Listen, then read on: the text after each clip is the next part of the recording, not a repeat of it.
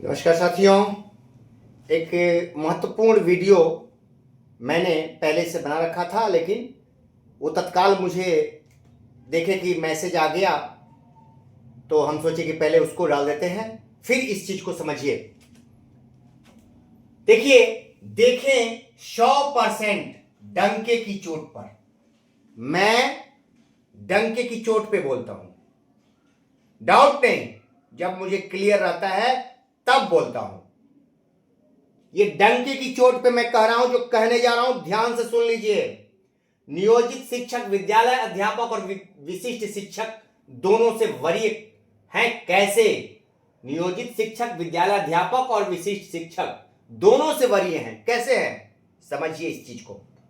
प्रमाण के साथ बोलता हूं, अफवाह हवा में बात नहीं करता हूं, क्योंकि बहुत सारे यूट्यूब पे हमारे आते हैं विद्वान साथी, लेकिन उनकी बातें हवा से होती हैं, जमीन से उड़ जाते हैं, वो कोई तथ्य नहीं होता है।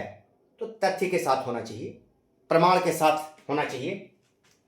देखिए, नियोजित शिक्षक, विद्यालय अध्यापक और विशिष्ट शिक्षक दोनों से वरीय हैं। ये बात ध्यान से सुन लीजिए। आप देखे होंगे 4206, ये पत्र आप देखे हुए हैं जो चर्चा में था, और CWJC, हम इसी के खिलाफ माननीय न्यायालय में, उच्च न्यायालय पटना में गए, 65 साथी हम लोग मिल करके। ठीक है, एक झटके में माननीय न्यायालय ने इसको स्टे कर दिया 4206 लेटर को। क्यों किया? 4206 लेटर क्या, क्यों इसको आवश्यकता पड़ी 4206 की? तो भैया यहां समझिए, नियोजित शिक्षक, ये बताइए हमको, क्या सहायक शिक्षक से किसी की तुलना होती है? चाहे हम नियोजित हों, विशिष्ट हों या विद्यालय अध्यापक हों, किसी की तुलना सरकार करती है इस सहायक शिक्षक से? नहीं करती है ना। यह पूर्ण राज्य कर्मी है, यह पद 9300 वेतनमान का है। ठीक है, ये राज्य कर्मी है, इसलिए हमारी इनसे तुलना नहीं होती है किसी की। तीनों में से किसी की होती हो तो बोलिए, इनसे हमारी तुलना ही नहीं होती है। ठीक है, एक बात समझ गए आप लोग। दूसरी चीज, हम नियोजित शिक्षक हैं, यहां हम नियोजित शिक्षक हैं, हमारा 5200, यही है ना, हमारा 5200 है। इन लोगों का 25,000 है दोनों का। ठीक है, ये दोनों विद्यालय अध्यापक और विशिष्ट शिक्षक, ये दोनों राज्य कर्मी हैं। ठीक है, राज्य कर्मी, ये भी सहायक शिक्षक वाले भी राज्य कर्मी हैं, और ये भी राज्य कर्मी हैं। ये भी 309 के तहत बहाल हैं, और ये भी 309 के तहत, बात समझ लीजिए, ये भी 309 के तहत बहाल है। ठीक है, हम 243 के तहत हैं। ठीक है, 309 वाले ये तीनों हैं, लेकिन इस 309 से तुलना तीनों की नहीं होती है। अब समझिए, जब 309 से ये भी हैं, सारे हैं, इनसे तुलना तीनों की नहीं होती है। ये 309 को कहा जा रहा है कि राज्य कर्मी है, चूंकि एनपीएस मिला, राज्य कर्मी है। ठीक है, तो हम तो भैया राज्य कर्मी नहीं है, हमारे में तो डाउट नहीं है, हम राज्यकर्मी नहीं है। क्या दिक्कत है? अब जब इनसे हमारी तुलना नहीं हो रही है, तो इनसे हमारी तुलना क्यों? ये राज्यकर्मी हो गए हैं। समझिए ना ध्यान से, एक टेक्निकल चीज है, हमसे इनकी तुलना क्यों? प्रश्न उठता है ना भाई जी। भैया सोच लीजिएगा मैं जो कह रहा हूं, इससे इनकी तुलना नहीं हो रही है, हम तीनों की, चूंकि हमारी भी तुलना, ये राज्यकर्मी है, तो इनसे हमारी तुलना नहीं होनी चाहिए। ठीक, लेकिन यहां सरकार ने क्या किया कि ये 4206 लेटर में इनको अलग, इनसे मतलब नहीं, हम तीनों को ला दिया, एक साथ खड़ा कर दिया गया। अब बात समझिए, जबकि हम राज्यकर्मी नहीं हैं, ये राज्यकर्मी हैं, और हमारी तुलना इनके साथ। ठीक है, तो हम तो राज्यकर्मी नहीं हैं, हम तो कह रहे हैं कि राज्यकर्मी नहीं है, लेकिन जब ये राज्यकर्मी है तो हमसे तुलना क्यों? प्रश्न तो है ना भैया। बिल्कुल 100% इनसे हमारी तुलना नहीं होनी चाहिए, जैसे ये हैं उसी तरह से ये होने चाहिए। लेकिन हमसे तुलना करने का मतलब कि ये राज्यकर्मी नहीं है, ये राज्यकर्मी नहीं है, तभी तो हमसे तुलना हो रही है। क्यों गलत बोल रहा हूं तो बोलिए, ये मैं बात सही बोल रहा हूं कि नहीं बोल रहा हूं भैया? जब ये राज्यकर्मी है इनसे तुलना नहीं, ये भी राज्यकर्मी है, तो इनसे तुलना क्यों कर रही है सरकार? अब समझिए, आरटी एक्ट का पालन सभी लोग करते हैं, ठीक है, लेकिन ये इनका 9300 है, ठीक है, इसलिए हमारी इनसे तुलना नहीं होती है। ठीक, ये 9300 वाले हैं, ये 9300 वाले नहीं हैं, इसलिए इनकी तुलना नहीं। हमको जबरदस्ती हमारा 5200 वाले को ये 25,000 वाले से तुलना किया जा रहा है।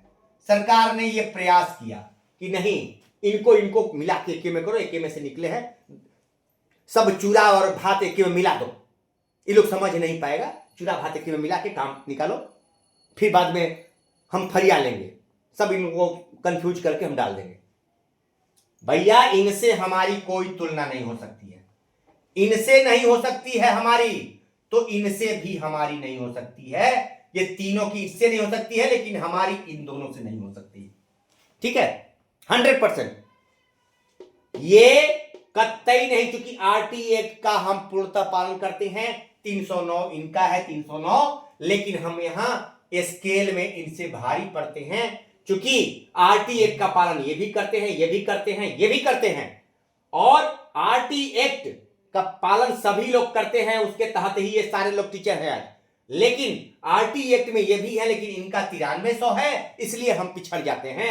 हमारा 5200 है, लेकिन इनसे मिलाने का ये 25,000 रुपया कोई वेतन इनका नहीं है, इसलिए इनको जबरदस्ती हमको मिलाया जा रहा था।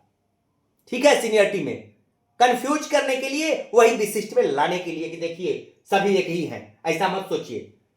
अब ये पत्र साबित कर दिया, ये जो स्टे लगा है इसी पर देखिएगा कि ये 5200 का स्केल पाते हैं, और चाहे वो 3 का नियोजित हो, चाहे 13 का हो या 22 का हो, सभी लोग इनसे सीनियर होंगे। 100% सीनियर रखना होगा। ये आरटी एक्ट का पालन करते हैं, और इनका स्केल 5200 है, जो एक राज्यकर्मी का स्केल होता है, जो 7th पे 6th पे में था, और 7th पे में उतने ही से मल्टीप्लाई हुआ है, वही 5200 के चलते आपको 7th पे मिला था। तो इनसे हमारी तुलना नहीं हो सकती है, हम इनसे सीनियर होंगे किसी भी कीमत पर। इसके लिए चाहे जो करना पड़े, आप देखिएगा न्याय निर्णय हमारे पक्ष में 100% आएगा, और ये पीछे रहेंगे। दूसरे नंबर पर विद्यालय अध्यापक आएंगे, और तीसरे नंबर पर ये आएंगे, क्योंकि इनकी सेवा निरंतरता सरकार ने नहीं दिया है, इनकी सेवा नहीं जोड़ी जाती है। क्यों नहीं भैया, वो भी समझ लीजिए। सेवा, ये विशिष्ट शिक्षक बने हैं, समझिए, तो इनके अनुभव को जोड़ा गया है, सेवा को नहीं जोड़ा गया है। अनुभव और सेवा अंतर होता है।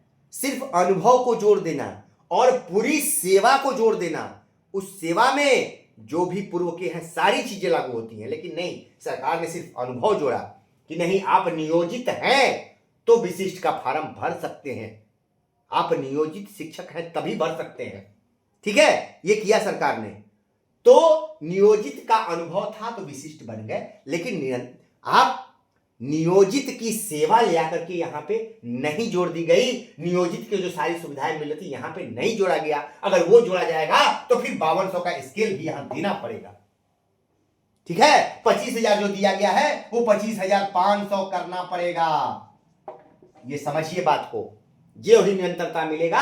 हाई कोर्ट न्यायालय में शरण में जाने पर इनको सब कुछ देना पड़ जाएगा सरकार को, समझिए। तो यहां पे कटौती की गई है, और दूसरे नंबर पर इनकी ज्वाइनिंग, डेट ऑफ ज्वाइनिंग को उड़ाया था। यही हमारे सम्माननीय मृत्युंजय बाबू ने न्यायालय में कहा कि किसी भी सर्विस का आज date of training date of training. ठीक है भैया, अब विदाउट ट्रेंड लोग बहाल नहीं होते हैं। किसी भी सर्विस में डेट ऑफ ज्वाइनिंग होता है, और अब जो बहाल हो रहे हैं उनका ट्रेनिंग नहीं ज्वाइनिंग देखा जाएगा। समझ गए? सर्विस में आ गए तो बिना ट्रेंड के आएंगे नहीं, तब date of joining, date of joining important होता है। और इसमें इस पत्र में डेट ऑफ ज्वाइनिंग को उड़ा दिया गया था। सीधे ट्रेनिंग और उसके बाद सीधा कहां मारा गया था? डेट ऑफ बर्थ, जो 100% फॉल्स था। डेट ऑफ ज्वाइनिंग सेम होगा तब जाके डेट ऑफ बर्थ माना जाएगा। बात समझ रहे हैं? और यहां 2003 से 22 तक है, इनका जन्म ही 25 में हुआ, तो कैसे होंगे?